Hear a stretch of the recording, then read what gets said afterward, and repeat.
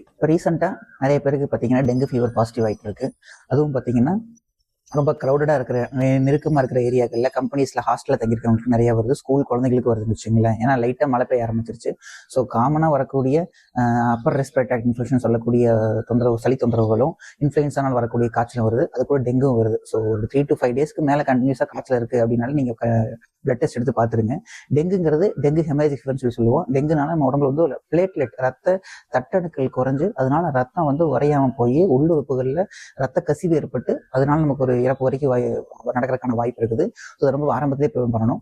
சித்தால பார்த்தீங்கன்னா நம்ம இனிஷியலாக ப்ரிவென்டிவாக நம்ம கஷாயங்கள் காய்ச்சல் வந்தோடனே நிலவேம்பு கஷாயம், பெரியவங்க வந்து ஒரு 30 ml, குழந்தைங்க ஒரு 10 வயசுக்கு இருக்கும் ஒரு 15 ml 2 வேளை காலை இரவு 2 வேளையும் சாப்பாட்டு மாதிரி எடுத்துக்கலாம். காய்ச்சல் வந்ததுக்கப்புறம் நீங்கள் சித்த மருத்துவர் அணுகி காய்ச்சலுக்குன்னு சொல்லி சித்த மருத்துவம் நிறைய மருந்துகள் இருக்குது. அதை எடுக்கும்போது உங்களுக்கு நல்லா கண்ட்ரோல் வரும்.